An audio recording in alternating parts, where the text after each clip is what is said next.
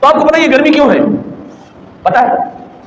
بتاؤ نا یار، جواب تو دو، پتہ ہے یا نہیں؟ سر ہلا دو، بولو نہیں ہے نا؟ میں بتاتا ہوں.